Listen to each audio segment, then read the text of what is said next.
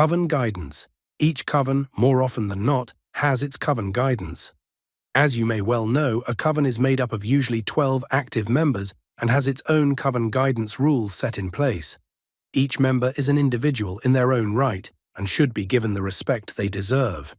It is incorrect to enter a coven and state that you are in charge, priest and priestess.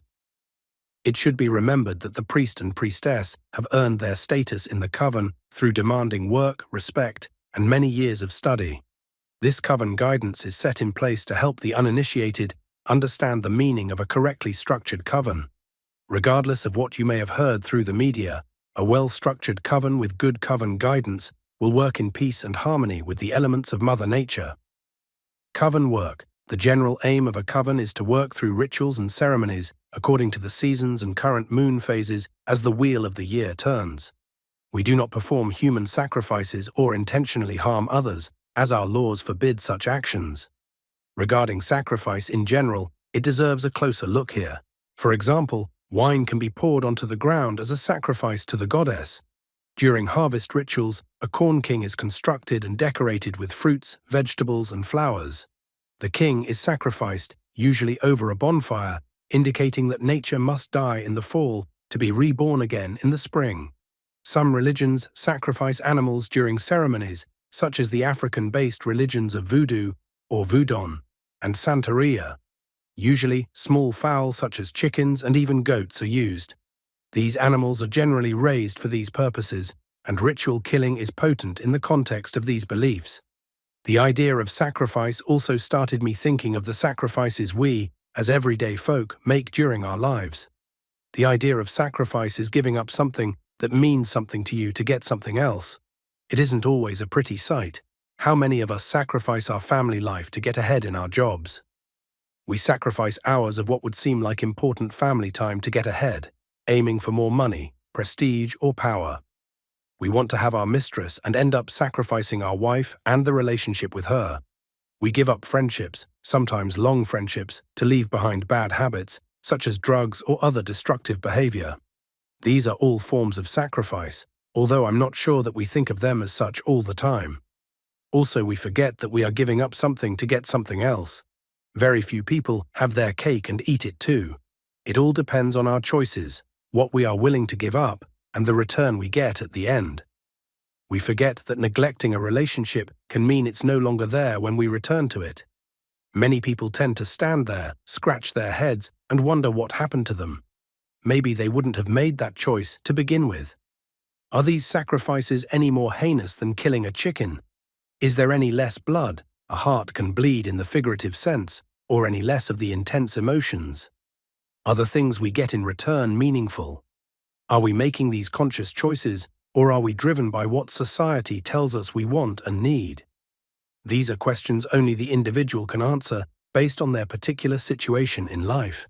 With these thoughts in mind, we all sacrifice in some way, shape, or form in our lives, whether within the coven environment or not. Regarding respect, one would not openly walk into a coven and expect to be given respect if they were, say, intoxicated or under the influence of some form of drugs. This brings us to the law of return. What we send out comes back to us. We send out respect and good conduct, expecting to be treated like a normal human being. There have been occasions where people have turned up late for the opening ceremony.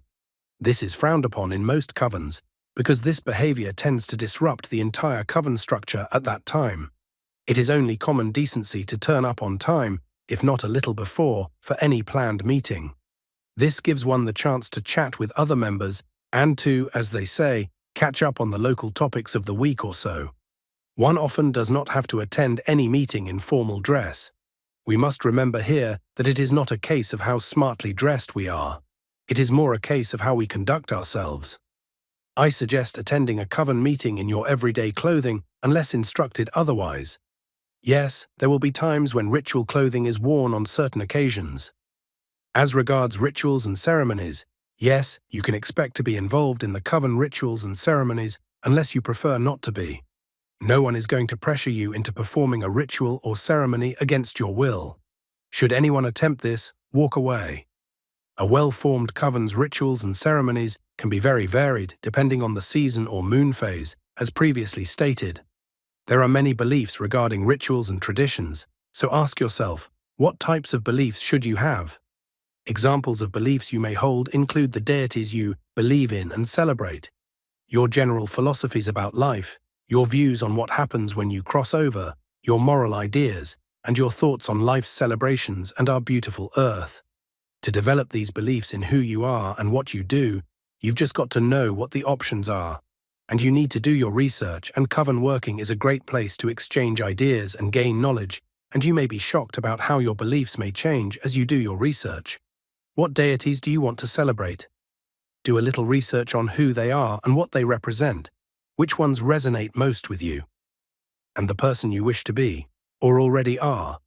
What is important to you? What do you believe happens when you pass away? How do you think magic should be used? What moral standards do you hold yourself to in the working of your spells?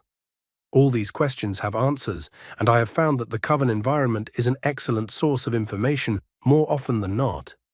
As a witch, you must also apply your knowledge with wisdom. Knowledge alone is not enough.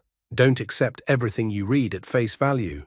Apply your wisdom to it and check it against what you know to be correct. Everyone has different opinions, and what may be valid for someone else is not necessarily true for you. Knowledge is indeed power, but wisdom is the guidance that controls that power and allows you to use it with advice. Members of the craft strongly believe in the balance of life, which can be seen in a Coven environment. This is a spiritual pursuit of many religions around the world, and for a good reason. We are meant to be balanced. We are of nature, and nature is inherently balanced. If you look at things from a broad enough perspective, everything is in balance. Winter's chill is followed by the warmth of spring, and so on. When you apply this to your own life, you need to pay attention to where the energy of your life goes. Your life cannot be all about one thing and one pursuit. While it is okay to be driven, you also need to take time to honor the other parts of your life. My religion is a large part of my life, but I don't spend 24 hours a day attending Coven meetings, so the golden rule here is all things in moderation. I hope this video has answered a few of your questions regarding covens and their workings. By G.D. Hancock. Should you have any questions, please leave them in the comments below. Merry part.